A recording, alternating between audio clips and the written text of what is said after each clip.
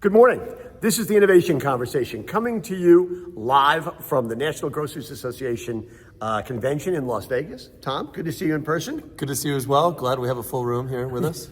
It's hard to find a room where you can do this where it's quiet enough so we can actually make the recording work. And God knows what, people could walk in, we could hear music from next door, but we'll do our best to get through this. We're going to go with it, but boy, did we have great crowds today. Yeah, it was like, a couple, 250, 300 people. It was great. Standing room only. Love it. But what we want to talk about today is actually the thing that Tom and I finished up with, which it was great because it was sort of organic out of all the various panel discussions we had. Because people were talking a lot about their basic structural problems, especially in the independent community, in terms of being able to have access to innovation, being able to figure out where to put their money, figuring out how to manage relationships with technology vendors. One of our retailers on one of the panels said, the problem is I actually don't have I play with technology budget line, right? And I don't know what that line should be, who should have it, and what we would do with it, even if we had it, although recognize that it was something they needed to have. This ties into something that you're working on right now, which I think is really, really valuable, addressing that specific issue about the lack of innovation available to this community, right? That it has declined precipitously in the last few years in terms of people putting money, venture capital, private equity, putting money against technology innovations for this industry, especially the independent sector. Put meat on that in terms of what that means. Yeah, I'll put meat on it, and it definitely, especially here, at the independence industry convention, we're certainly focused on that. But I would say, we've seen it in our business across really any retail sector. What's happened, if you look back, kind of coming out of the pandemic, so call it 21, 22, there was a level of VC investment in what we would call kind of consumer and retail tech. That was pretty solid. But if you look at how that's trended in the last 3 to 4 years, the level of investment coming into the industry from VC and private equity is down about 75%. Right. So that's a big hit to the innovation capacity of the industry. Especially when you consider the kind of money that companies like Walmart and Amazon are putting against it. Yeah, I mean, Amazon and Walmart, conservatively, they are investing $100 billion this year in addressing innovation that's going to touch the consumer. The gross dollars is actually closer to 150 billion. But when you take out maybe some of the down deep in the plumbing types of investments they're making, you take those out, it's still $100 billion. Right. And when you just look at the level of venture capital that's going into the balance of the industry, it's significantly less than that, of course, right. And significantly less than what it was. And so that that creates an existential risk and problem for the industry, right? You're then basically saying, okay, industry, you got to go figure it out yourselves. Right. You've got to go find the investment capital, create the investment capital yourself, invest in innovations yourself, determine what's going to go on and be successful in the industry, and we're not going to support it. Well, one of the questions I always hear retailers ask, say we have to consider to ourselves, do we buy or do we build? Well, they can't afford to build.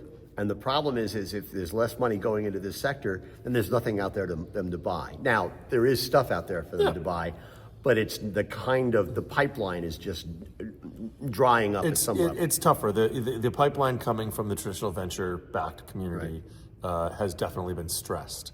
And there's plenty of retailers that have capacity to build themselves, and most retailers should own some piece, some elements of the technology that they build. And of course, the larger you are of a retailer, the more capacity you have, to build. And there are a lot of retailers where that should be, but there's very few retailers that have enough capacity to build on their own, to really truly innovate, as they should to serve this market. There's very few to almost just Amazon and Walmart, that can do it without the benefit of outside VC and PE. So if these outside VC and PE is not going to invest in technology for this industry, especially at this level, the entrepreneurs go away. Well, what happens is you got to find another route. You have to find another route, and as an entrepreneur, the building things that serve this industry Right. becomes less appealing. Right. Right. And what we see in our venture fund, and we've historically been, the first $500,000 to $3 million, 2.5, 3 million into a company. We tend to start working with companies when they are early, but they have a kernel of a product, so they have something that's functional. They're pulling together a team. They have a viewpoint on the value proposition they can bring to the market, and they probably have some level of product market feedback. And then we come in, we'll do our diligence. We determine, what we think are the prospects of this company. We get a meeting of the minds with the team, and then we'll decide to fund. And then we build out the team further. We help them further develop the product. We help them establish product market fit. We help get them into pilots. We help get them through pilots. And, we've had a pretty good track record. I mean, we've had, like any VC, we've had certainly some flameouts, but, we've had companies that have sold to private equity roll-ups. We've had companies that have sold to agencies. We've had companies that have sold to other tech companies. We've had companies that have sold to retailers. Nordstrom. We have a company that we sold to Nordstrom.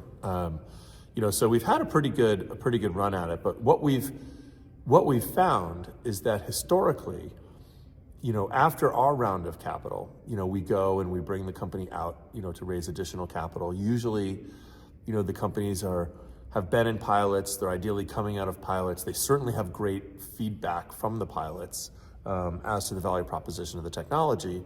And that's historically been a great time to go get that larger venture capital round. Call it the $5 to $10 million, venture capital round, which enables you to, really build out the product, really, get deployed at broader scale in the market, build a bigger selling staff, bigger support staff, and go out and do that.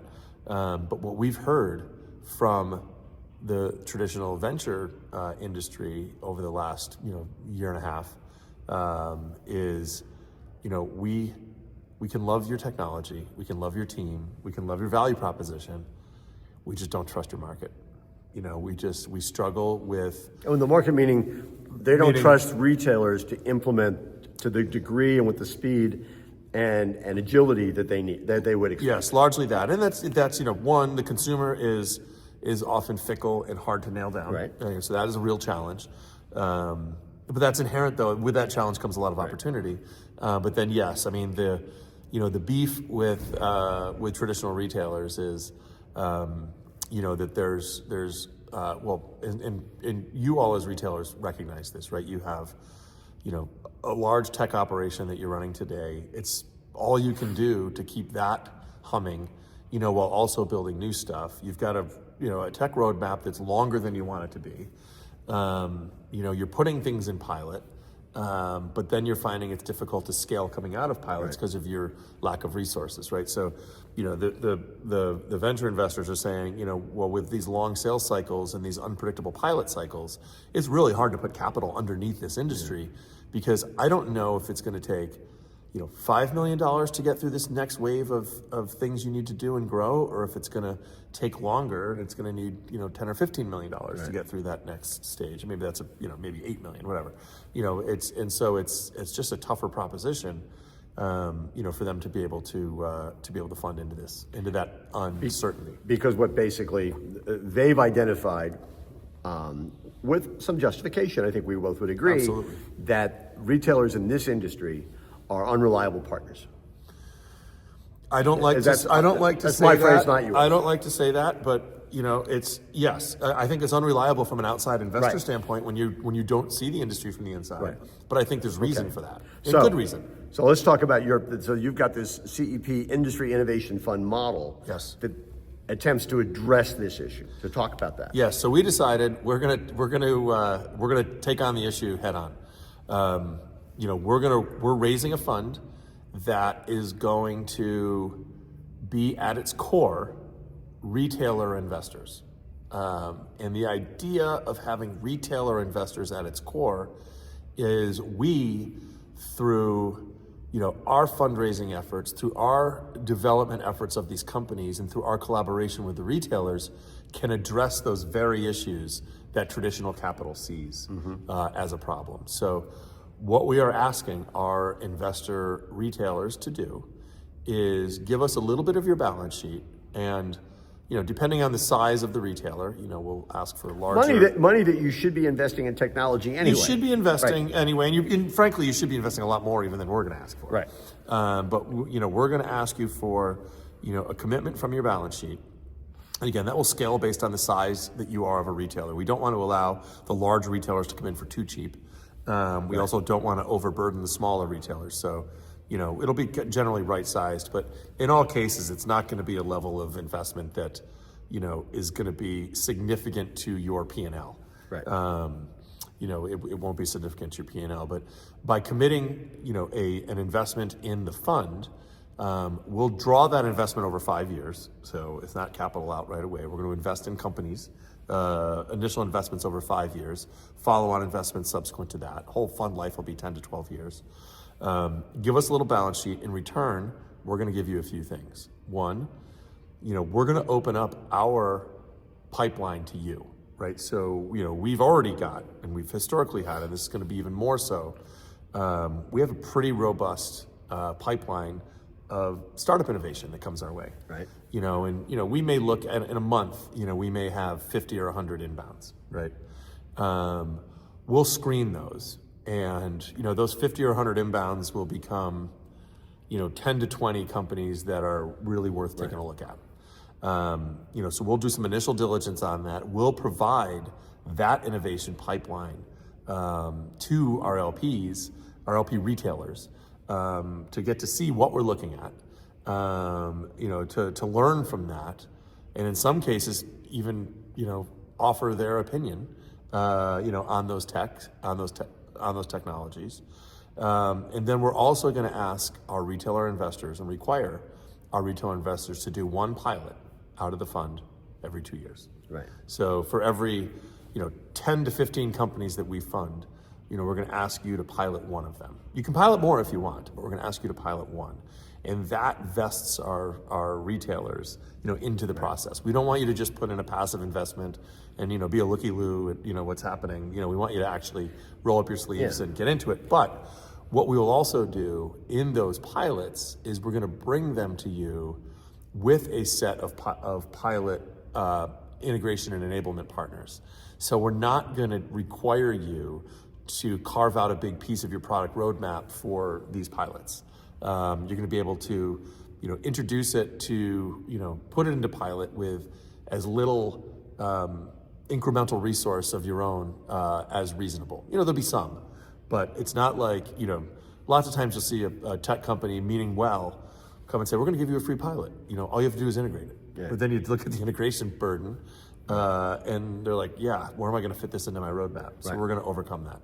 So the idea is then, you get access to this innovation pipeline, you get the upside of the things that you implement, and then ideally, we're going to make these companies successful, and as they go on and have liquidity events down the road, through acquisition or some kind of larger transaction, IPO or whatever, or IPO. Although we're not going to. The IPO window has been a tough one, right? So we're not necessarily, going to.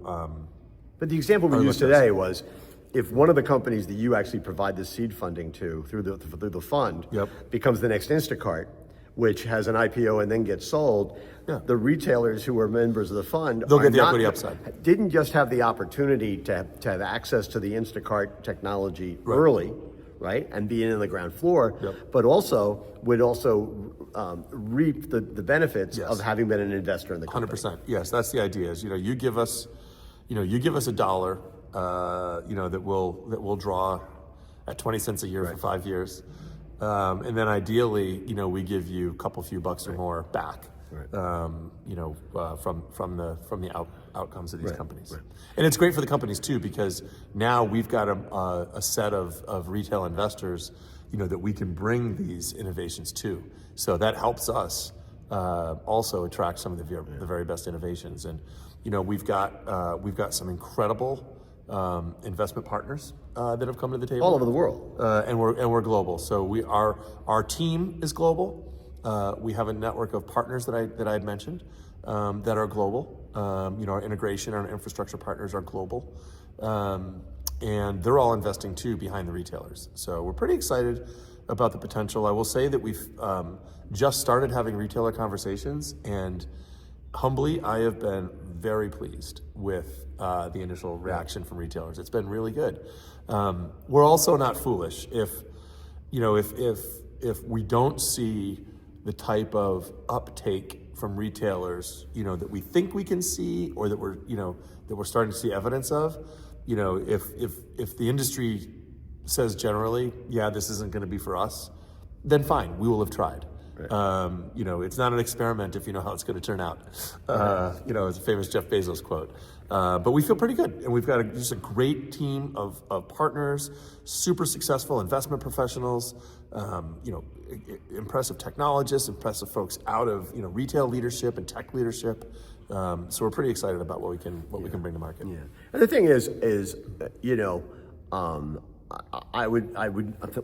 I want to just be clear. It's not like I'm not really trying to sell you something here. No, just information. But it is the some of this comes right out of the kinds of conversations we're having with retailers all the time, in which they're pointing out the problem, the structural problems, the pipeline problems they're having, accessing the right kinds of innovations, and figuring it all out. And so, to me, one of the reasons I wanted to do this here on Morning Newsbeat is just because it seems to be addressing an issue that is top of mind for a lot of retailers. And if it isn't top of mind, then they've got even a bigger problem. Well, I think it's an issue that's top of mind.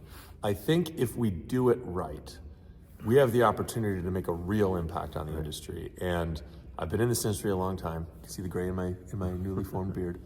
I really feel like we're at a really, really exciting point now. If you think about where technology is going with AI and robotics and new business models and quantum computing and just so many capabilities that are available to us, in service to our customers, it's just such an exciting opportunity.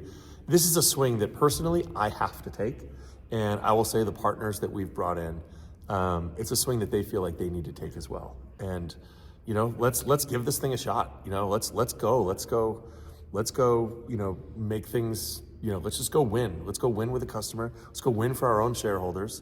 And I don't want to come off as a selling pitch. This won't be for everyone. But I think those that it is for, it's going to be pretty awesome. Well, and I think retailers have to recognize that that innovation, they are not where things need to be, especially in the independent sector, right? Mm-hmm. They have to compete in technology, but they can't do what Amazon and Walmart are doing. They simply can't. But they can be surgical about it. And one of the things you need to figure out is, what tools do I need to address the specific issues that I have with my customers? Which reminds me, there's some basic investment themes that you're working with, right? In terms of figuring out, in terms of things you want to address through the fund. Yeah. So we have a point of view on where the consumer's going. That point of view will continually change because factors change. Yeah. But we have, first of all, we're focused on what we would call essential retail, right? So the retail that addresses needs consumers have on a regular basis, right?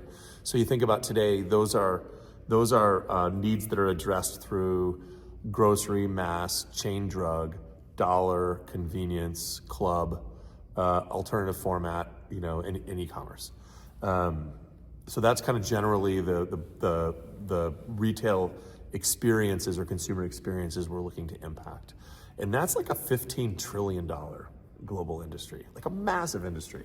Real money. So if we're able to, create value, in this industry through this model, it's very conceivable that we can create $1 trillion in new market value. Right? We're not raising anywhere near that much.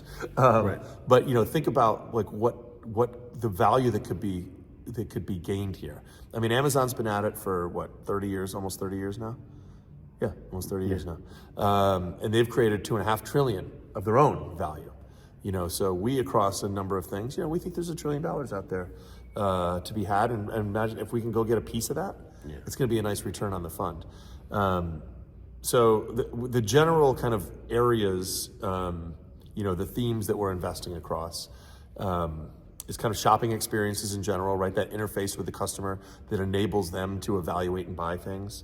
Retail and store ops, so it's the delivery of the experience to the customer, and that can be physical or digital. It's supply chain and fulfillment.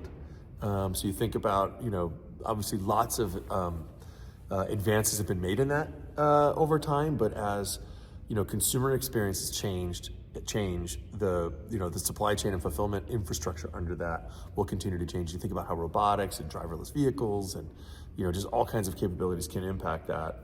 It's pretty massive.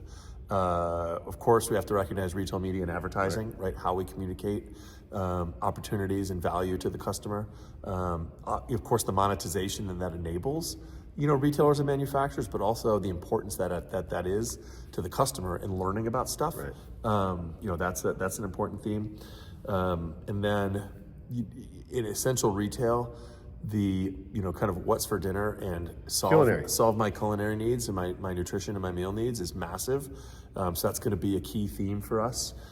We see continued evolution in kind of food tech and retail tech, even further merging, and the role of the essential retailer in solving that is potentially super interesting.